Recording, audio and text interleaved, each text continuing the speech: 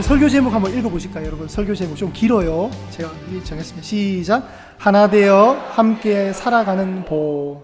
하나 되어 함께 살아가는 보. 원래 이제 수련의 주제가 연동이었고, 연동의 설교 본문이 시편 133편이었습니다. 짧은 이 석절 속에 제가 개예배 때, 폐예배 때 말씀 나누는데 그 공간이 그렇게 설교를 잘할 수 있는 공간은 아니었어요, 사실. 그래서 고민하다가 주일날 이거 한 번 더 해야 되겠다 생각해서 제가 오늘 말씀을 다시 나누게 되었습니다. 1절 보실까요? 1절에 보시면 보라 보라, 이 감탄사예요. 봐봐 그냥 봐봐, 이게 아니에요. 여보 나 좀 봐봐봐, 뭐 이런 거 아니에요, 여러분. 싸울 때 하는 게 아니라 너무 좋은 장면이 있을 때 봐라는 거예요. 그런 마음이. 형제가, 요때 형제는 상징적인 용어예요. 자매도 들어갑니다. 네. 형제 자매가 연합하여 동거함. 그래서 우리 주제가 뭐였어요? 연동이었어요. 연동.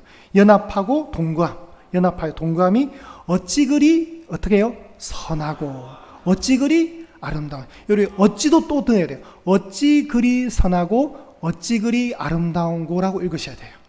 또 원래는 어떻게 읽으셔야 되냐면, 원래 히브리 성경에는 이렇게 돼 있어요. 보라 어찌 그리 선하고 어찌 그리 아름다운지 형제 자매가 연합하여 동거하는 모습이, 이렇게 번역이 돼야 돼요. 좀 다르죠, 여러분.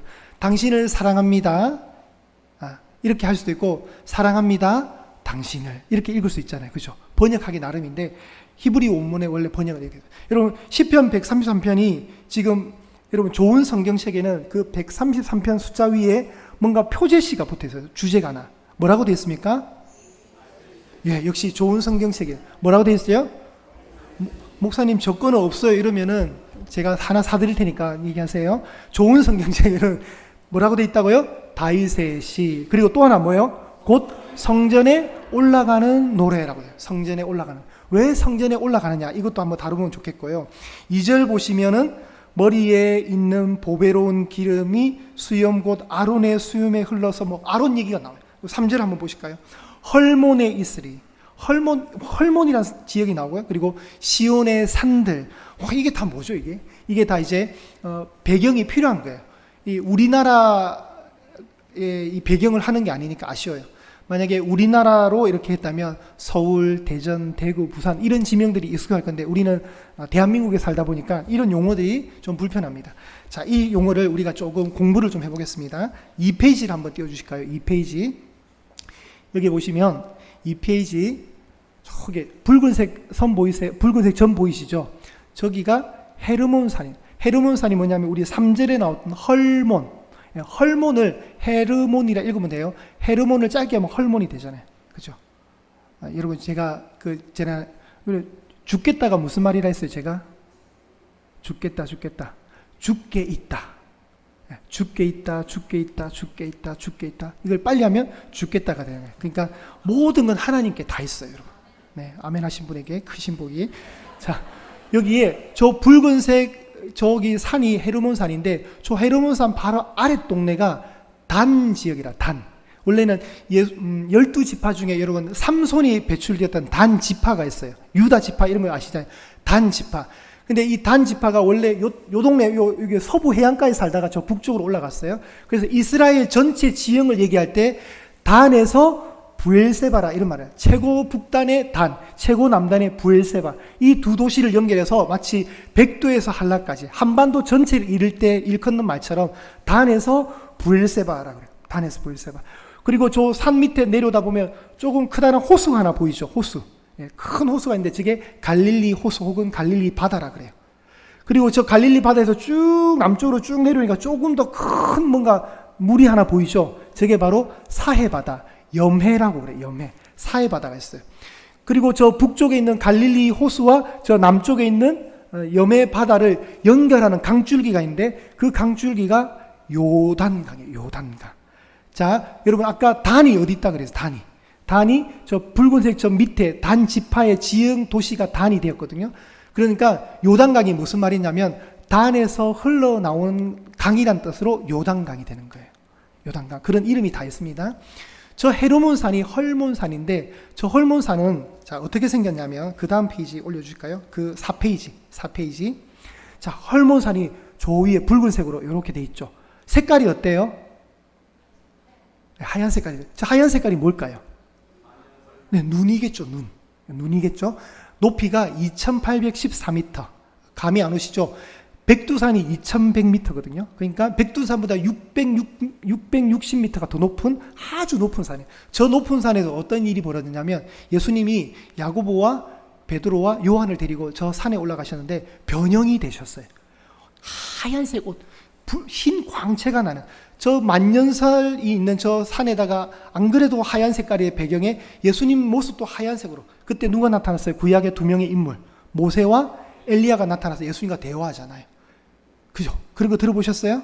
네, 나와요, 성경에. 그때 저 산에 예수님이 올라가죠. 그때 성경이 어떤 산이 나오냐면 높은 산이라고 나오거든요.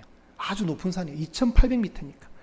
저 높은 산에 있는 저 눈이 녹아서 갈릴리 호수로 흘러오는 거예요. 갈릴리 호수로. 그러면 갈릴리 호수가 저수지거든요. 갈릴리 호수에 그 물이 담겨 있다가 그 물이 또 흘러서 어디로 내려갈까요? 요단 강줄기를 통해서 사해 바다까지 연결되는 거예요. 자, 그 다음 그림. 여기가 갈릴리 호수입니다. 비파 모양으로 생겼어요. 그래서 긴네릿이라 부르고 또 신약 성경에는 이게 발음이 바뀌어서 게네사렛이라 바뀌어 있거든요. 이 갈릴리 호수가 큰 저수지예요. 그 다음 그림. 다시 눕히 보면 헤르몬 산에서 쭉 강물이 흘러서 저 호수까지 오는 거죠. 그 다음 그림. 자, 만년설이 이렇게 되어 있습니다. 그 다음 그림. 이렇게. 저는 이 사진 보시면 우와 할 것 같은데 늘 보시던 것 같아요, 여러분. 우와 할 것 같았거든요, 진짜. 우와 산이 저렇게 높아 이랬네. 가만히 뭐 늘 보았던 거. 뭐 여러분 다 히말리아 갔다 오셨나 봐요. 자, 요런 산들의 이미지가 있습니다. 그 다음 그림 보시면 자, 이스라엘을 단면도를 보면 저 위에 물이 있잖아요, 그죠? 저 물이 지중해 그냥 0m예요. 그냥 우리가 해안선을 0m 하잖아요. 그러니까 헤르몬산 어때요? 쭉 올라갔죠. 2800m. 쭉 올라갔죠. 저기 또 내려오다 보니까 파란색 시온산 나오죠. 여기가 중요한 산이에요. 이 시온산은 한 800m에 있는 산인데 이 800m 위에 도시가 하나 건설이 되었어요. 도시가. 그 도시가 예루살렘이에요. 예루살렘. 그 예루살렘에 그 다음 페이지가 이제 나올 건데 아직 잠깐 멈추시고 그 예루살렘에 이제 성전이 있어요. 성전. 자, 여기 보시면 호수가, 긴네릿 호수가 보이죠? 여기가 이제 헤르몬산에 눈이 녹아서 여기 아까 담소가 나오는 거예요. 여기 갈릴리 호수가 나오는 거죠. 갈릴리 호수에서 더 내려가니까 사해 바다가 있는 거예요. 그런데 저 갈릴리 호수랑 사해 바다가 보면 지중해보다 더 낮은 거예요. 그러니까 여러분 갈릴리 호수가 평지에 있는 것이 아니라 200m가 훅 꺼진 지역에 호수가 발달이 되어 있고 거기서 또 200m 더 꺼진 400m의 사해 바다가 있는 거예요. 그러니까 갈릴리 호수가 더 높죠. 갈릴리 호수가 더 높으니까 사해 바다까지 물줄기가 흘러갈까요? 안 흘러갈까요? 흘러가겠죠. 그 강이 바로 요단 강인 거예요. 그 다음 그림. 아까 예루살렘이 800m 높은 산에 시온산이라는 산에 건축이 되었거든요.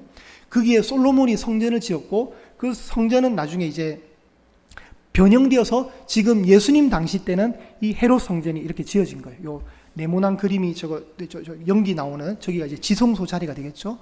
800m 높은 산에 이 성전이 딱 지었다 보니까 오늘 우리 성경 다윗의 시 곧 뭐예요? 성전에 올라가는 노래가 왜 올라가냐면 진짜 등산해야 되는 거예요. 등산. 네. 예루살렘 성전이 평지에 있는 게 아니에요. 여러분 우리 홍제동의 이한교회는 어디에 있어요? 평지에 있잖아요. 평지. 그래서 그냥 성전으로 걸어오는 노래라고 지었을 거예요. 아마 만약에 성경에 올라가다 예양교회를 향해서 걸어가는 노래 이렇게 되는데 여기는 우리랑 달라요. 산에 있다 보니까 어때요? 예루살렘으로 성전으로 올라가는 노래인 거예요. 모든 남자는 하나님의 명령에 의해서 1년에 3번 언제요? 6월절과 77절과 초막절 이 3대적인을 반드시 모든 남자들은 저 예루살렘 성전에 가야 되는 거예요. 어느 곳에 살든지 저 예루살렘 성전 가서 예배를 드려야 되는 거예요. 예배를 드리는 순례객들이 혼자 가는 게 아니라 가족 단위로 이렇게 우르르 올라가다 보니까 올라가면서 어떤 노래를 불러요? 내가 산을 향하여 눈을 들리라. 나의 도움이 어디서 올고. 그 시편도 성전에 올라가는 노래거든요. 그러니까 그 산이 우리가 통상적으로 생각할 때 하나님이 성전에 있는 그 산. 그렇게도 해석하는 관점이 있습니다. 그러니까 성전에 이제 노동요처럼 마치 우리가 모내기 할 때 노동요를 부르는 우리가 민요가 발달했듯이 이 사람들도 예배 드리기 위해서 성전으로 올라가니까 올라가면서 노래를 이렇게 막 부르는 거예요. 막. 그 노래들이 시편에 쫙 기록이 되어 있는 거예요. 그 중에 하나가 오늘 133편인 겁니다. 133편에 이 시가 지금 진행이 되고 있는데 형제 자매가 이렇게 모여서 이 있는 모습이 하나님 보시기에 너무 좋은 거예요. 여러분, 사람들이 아무나 어울린다고 해서 복된 게 아니거든요, 여러분. 아무나 만나서 그룹을 이뤘다고 해서 복된 게 아니에요. 그런데 하나님의 통치, 하나님의 다스림이 있는 교회 공동체는 달라요. 그 주인이 누구이기 때문에 하나님이기 때문에, 하나님의 이름으로 모였기 때문에 이 믿음의 공동체 교회는 단순히 가족 단위를 초월하는 뭐예요? 생명 공동체인 거예요. 언약 공동체, 천국 공동체가 되는 거예요. 예, 제가 여러분 생긴 거는 이렇게 생겨도 제가 천국 갈 사람이에요. 여러분 옆에 분들도 다 그래요. 비록 생긴 건 좀 겸손하게 다 생겼어도 여러분 다 천국 가실 분들이에요.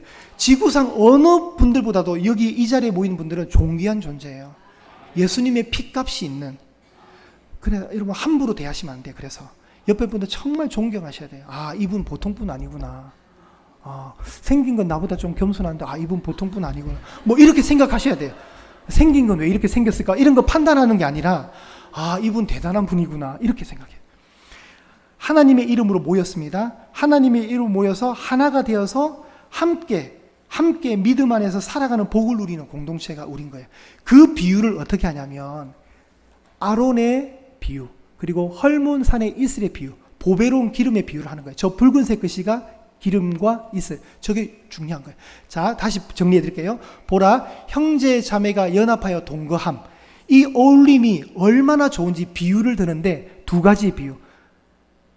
아론의 수염으로부터 흘러내리는 마치 기름 비유. 여러분, 아론이 누구예요? 아론, 대제사장. 우리 3페이지 한번 올려주시고, 아까 지나갔던 그림 중에 3페이지 보시면, 여러분, 성막 안에서 일을 하고 있는 성전 봉사자들인데, 저 흰옷을 입은 분들은 그냥 제사장. 그리고 저기에 네모박스 안에 좀 화려한 옷 있죠? 저분이 누구예요? 대제사장. 그 대제사장을 시작하신 분이 바로 모세의 친형이었던 아론인 거예요. 아론이 대제사장이에요. 자, 아론이 임명받을 때 그냥 받은 것이 아니라 여러분 올리브 기름 있죠? 성경에는 감람류. 성경에서 3대 직분은 기름을 부어서 세우거든요. 누구예요? 제사장, 선지자, 왕. 다 임명할 때 그냥 하는 것이 아니라 여기 컵이 물이 있거든요. 이 물처럼 머리에 이렇게 부어요. 자, 아론을 지금 대제사장으로 임명합니다. 머리에 부어요. 감람류 기름을. 그럼 어떻게 될까요? 얼굴에 막 범벅이 되겠죠. 그럼 여러분 어떻게 돼요? 빨리 씻고 싶죠? 그게 아니라 이렇게 기름이 내려서 아론의 수염을 타고 옷깃까지 쫙 흘러내리는. 네. 이게 뭐예요? 성경에 보면 기름이 내 잔에 넘치나이다. 어디 나와요? 아, 갑자기 당황해 하시는데 시편 23편에 보면 그죠? 이렇게 되어 있습니다. 주께서 내 원수의 목전에서 내게 상을 차려주시고 기름을 내 머리에 부으셨으니 내 잔이 넘치나이다. 여러분, 원수들 앞에 하나님이 전라도 밥상보다 더 화려한 밥상을 쫙 차려주셨어요. 반찬 가지수가 한 50가지가 돼요. 거기에 딱 잔을 하나 준비하고 있는데 하나님이 기름을 부어주셔요. 원수들의 목전에서. 그 기름이 흘러서 어디로 오는 거예요? 잔에 들어오는데 이 잔이 다 못 담아. 잔이 막 넘치는 거예요. 이게 어떤 의미냐면 굉장히 귀중한 손님으로 대접해 준다는 상징적인 의미가 있어요. 근데 이 모습을 누가 또 했냐면 예수님께 향유를 부은 여인이 있죠. 누구였어요? 마리아죠. 마리아가 예수님 앞에 300데나리아 되는 그 향유컵을 발에 붓고 자신의 머릿결로 닦아요. 그걸 뭐 하는 거예요? 예수님을 최고의 귀중한 손님으로 대접하고 섬기겠다는 의미예요. 그런 의미가 있어요. 하나님 앞에 우리가 연합하고 동거하는 모습이 마치 그렇게 소중한 손님처럼 보인다는 거예요. 그리고 또 하나 3절입니다. 헤르몬산에 이슬이 있는데 이 이슬이 시온의 산들이 내린대요. 여러분, 이스라엘 저 땅은요, 물이 굉장히 풍성한 땅이 아니라 굉장히 건조한 땅이에요. 사막, 광야란 말이죠. 물이 많이 부족한데 그 물을 공급해 주는 것이 마치 헤르몬산에 있는 그 만년설이 이슬이 되어서 공급해 두듯이 풍성해진다는 의미가 있어요. 그러니까 저기 녹색 글씨가 보이죠, 여러분? 녹색 글씨. 녹색 글씨가 뭐예요? 내림 같고, 또 3절에도 내림 같고. 이게 어떤 의미예요? 자, 다시 보시면 헐몬의 이슬이 시온의 산들에 내림 같도다. 거기서 여호와께서 복을 명령하셨나니 곧 영생이로다. 거기가 어디냐면 그 지역이 중요한 것이 아니라 이건 비유거든요. 1절에 보시면 보라 형제가 연합하여 동거함. 그 동거함 거기서부터 뭐가 온다고요? 여호와의 복의 명령이 선포되는 거예요. 그게 바로 영원한 삶, 영생이라는 거예요. 자, 다시 정리해 볼게요. 우리가 지금 어디로 올라가고 있어요? 성전으로 올라가고 있어요.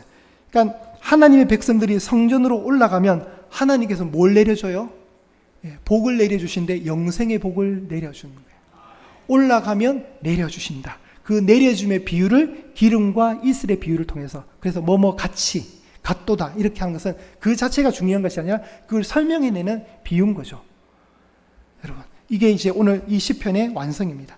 자, 10절 10번째 그림 한번 올려주세요. 10번째 그림. 자, 이걸 3절을 한번 다시 해석을 해보면 헐몬산의 높이가 2,800m고요. 시온산이 한 800m예요. 제가 어제 구글을 가지고 이거 이렇게 거리를 한번 재보니까 인공사진을 통해서 저게 한 200km 정도 돼요. 저 200km 서로 떨어져 있지만 그 은혜의 복이 이렇게 흘러온다는 거예요. 이미지가. 헤르몬산에서 시온의 산들까지 쭉 올라오는 거예요. 자, 오늘 이 이미지로 우리가 말씀을 한 번 더 보도록 하겠습니다. 그래서 하나님이 부어주시고 흘러내려주시는 그 풍성함의 은혜가 우리 성도들 안에 다 있다는 거예요. 우리 성도들이 이런 은혜를 받는 성도라는 거예요. 하나님이 주시는 복, 하나님 복을 명령하실 때 그걸 축복이라 그러죠. 하나님이 복되다. 그 복이 영원한 삶. 그러니까 여러분, 우리는 이 땅에서 교회로 존재해요. 진짜 교회는 건물도 되지만 연합 공동체, 사람과 사람의 모임이 교회인 거예요. 이 땅에서 우리가 교회로 존재하다가 이제 예수님이 다시 오시면 하나님의 나라가 완성이 돼요. 하나님 나라가 완성이 되면 우리는 어떻게 되냐면 교회로 존재하던 우리 한 분 한 분은 영광스러운 하늘 백성이 되는 거죠. 이제 그게 영생인 거예요. 영생.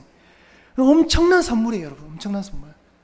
엄청난 선물. 하나님의 통치, 다스림이 있는 성도들의 연합함. 그 복의 결론이 뭐냐면 영생인 거예요. 그래서 여러분, 끝이 좋으면 되잖아요. 끝이. 제가 수련 때도 얘기했죠. 끝이 좋아야 돼요. 오늘 시편 보시면 다시 133 보십시오. 보라 해놓고 끝이 뭐예요?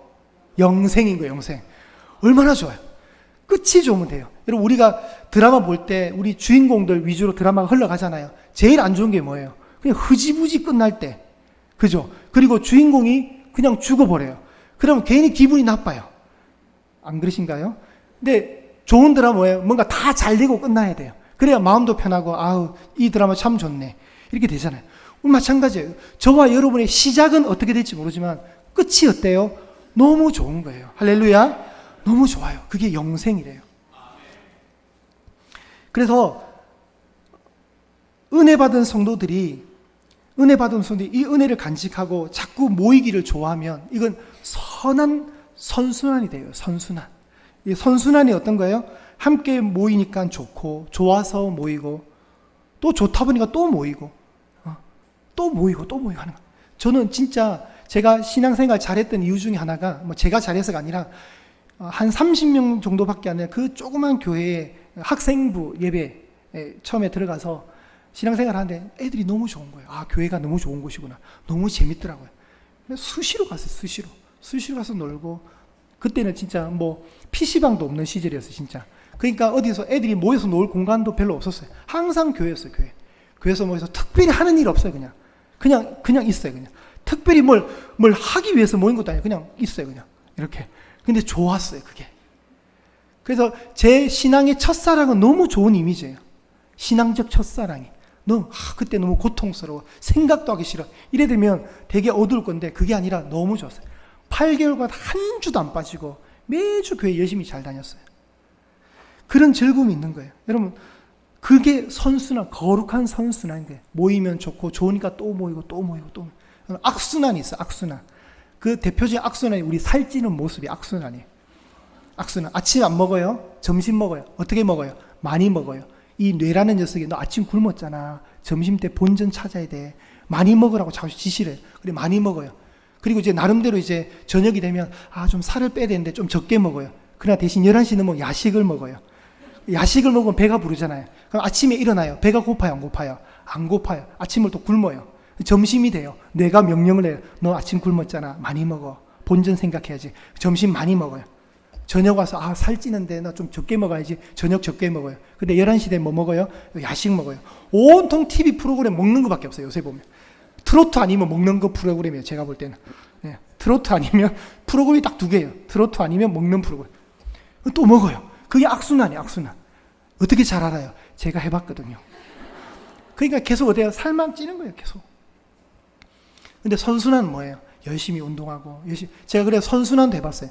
새벽 예배 딱 갔다 오면 안 자고, 주로 우리 목사님들 새벽 예배 갔다 오면 자거든요. 근데 일어나면 개운하지가 않아요. 그래서 차라리 피곤할 바에 안 자고 피곤하지. 그래서 새벽 예배 딱 갔다 오면 운동 1시간 하고, 땀 흘리면서 막 샤워하면서 기분이 쾌감이 오고, 간단하게 과일 간단한 식사하고, 점심 좀 잘 먹고, 저녁 좀 적게 먹고, 저녁 뭐 몇 시 이후로는 안 먹고, 그리고 아침에 일찍 일어나 새벽 기도 가고, 또 운동하고. 그렇게 되니까 살이 어떻게 될까요? 빠져요. 그게 선순환이에요. 뭐 하다가 이렇게까지 왔는지 모르겠지만 어쨌든 여러분, 모이면 좋고 좋으니까 또 모이고, 그 얘기하고 싶었던 거예요. 그게 뭐냐면 133편 1절에 나오는 형제가 연합하여 동거하는 그 모습, 그게 하나님 볼 때 너무 좋은 거예요. 선하고 어찌 그리. 여러분, 이때 선하다는 말이 언제 나오냐면 하나님이 천지를 만드셨어요. 아침이 되고 저녁이 되니 이는 첫째 날이라 하나님 보시기에 좋았더라. 그게 토부인데, 여러분 토부 들어보셨죠? 토부. 저게 토부예요. 토부. 어찌 그리 선하고 아름다운가. 좋은가.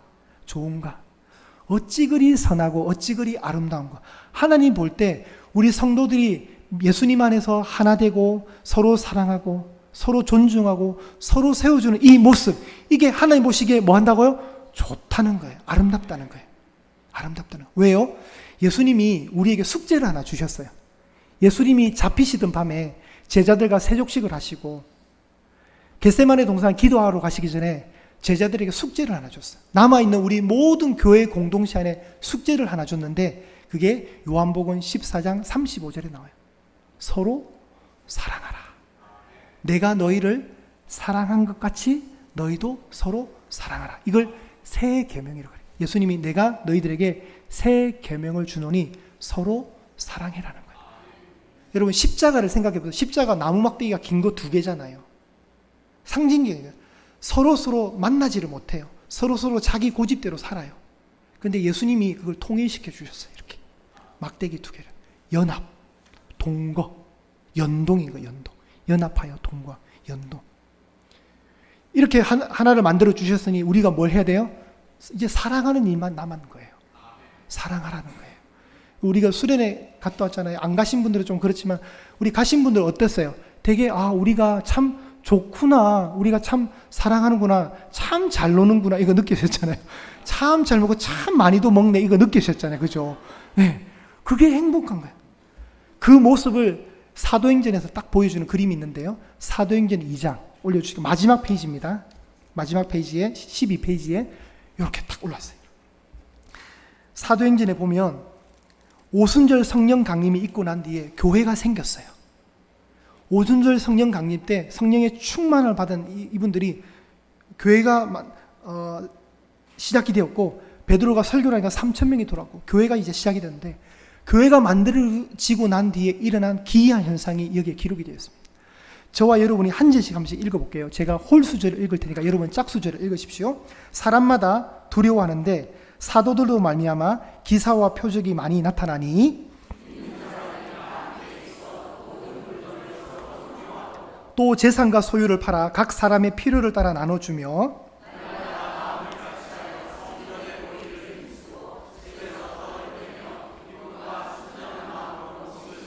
함께 있습니다. 하나님을 찬미하며 또 온 백성에게 칭송을 받으니 주께서 구원받는 사람을 날마다 더하게 하시니라.